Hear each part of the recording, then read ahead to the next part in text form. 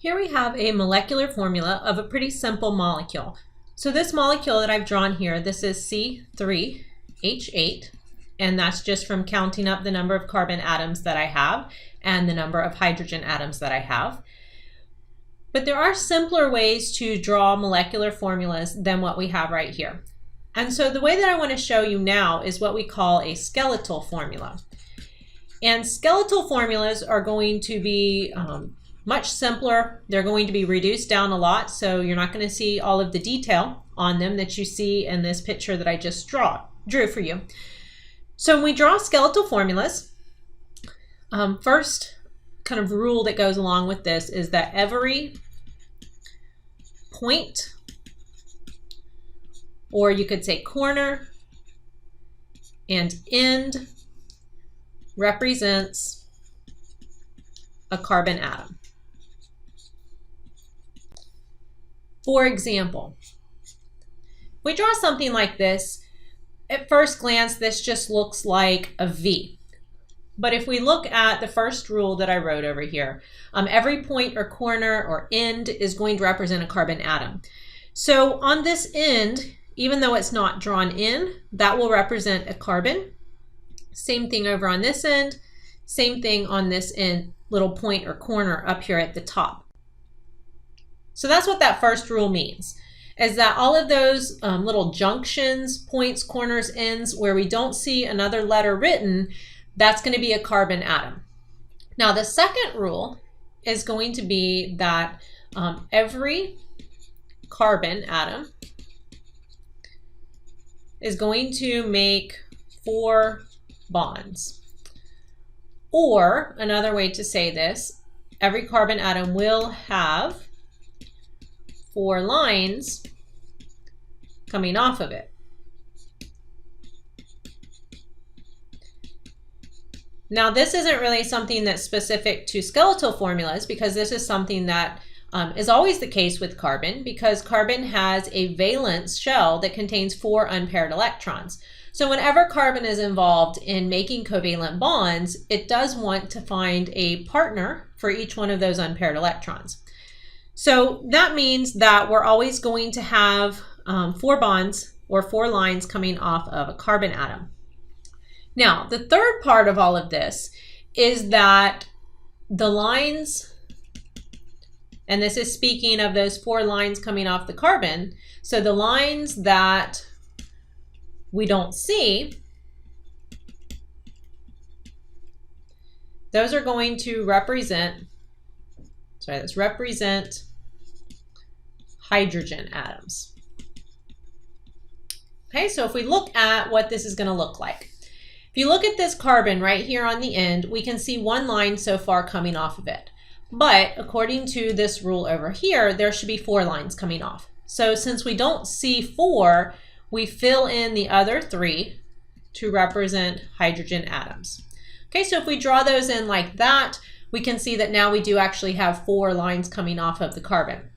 For the carbon in the middle, we see 2 lines coming off, which means that there really should still be another 2 hydrogens there. And then on this one on the end, we would have 3 hydrogens coming off of that carbon. Okay, so what the skeletal formula does is it just really simplifies and removes a lot of the details so that we can draw structures a lot faster. And it also makes sometimes the pictures a little cleaner because we don't have these little hydrogen atoms kind of sticking off everywhere. So again, every point or corner is going to represent a carbon atom. Every carbon atom is going to have 4 bonds or 4 lines coming off of it. And so when we look at the carbons, whatever lines we don't see coming off of it that should be there, those represent hydrogens. So the hydrogens will be just kind of understood to be surrounding the carbons, enough of them to give each carbon its 4 bonds that it needs to have.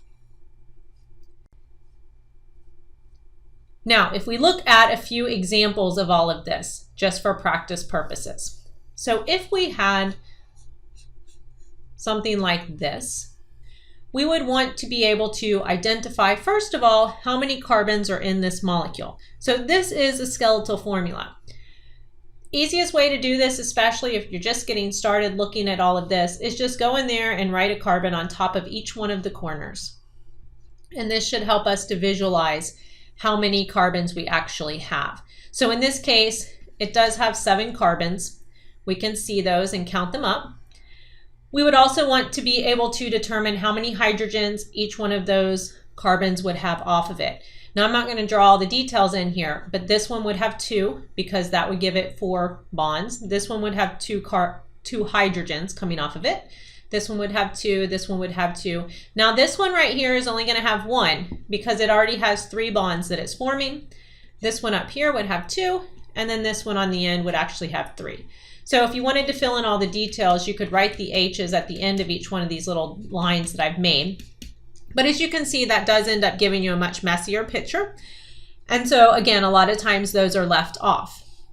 If we look at another example, you could have something like this. And now I'm going to change this one a little bit because I'm going to put this line right here in the middle, this extra line. So what that is representing is that is a double bond. And that would be a covalent bond. And so that being there is not really going to change anything about how we count the carbons. So if we still go through and we put our carbons right here on top of the structure, we can see that this one actually has 6 carbons. But what that does affect is that affects how many lines are already coming off of the carbons. So if we just look at this one right here, notice that this carbon already has 3 lines coming off. So we're only going to have 1 hydrogen coming off of that, and there would only be 1 hydrogen coming off of that one. And then we could still fill in for the other ones to figure out how many hydrogens we actually have. Okay, and again, for all these little dashed lines, you could write the H's in there if you wanted. It's just going to make it a little bit of a messier structure. Now, what happens if we have something that's not a carbon and a hydrogen? So what if, for example, we have an oxygen in there? And that would be very common that we would have maybe an oxygen or a nitrogen or something else. So for those others, if I draw a structure here,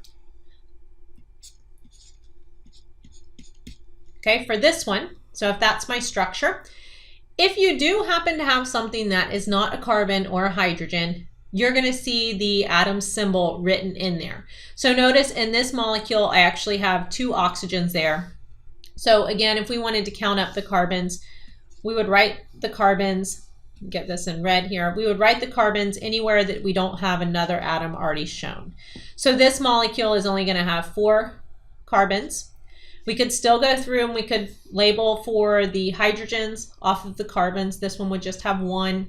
That would give it 4 bonds. These would have 2. Okay, so that's what we mean by a skeletal formula. I hope that now when you look at a molecule structure and at first glance it might appear that there are atoms missing, that instead you'll be able to identify where the carbons are at and understand that there are also hydrogens on that molecule, even though you're not specifically seeing the H's necessarily drawn in.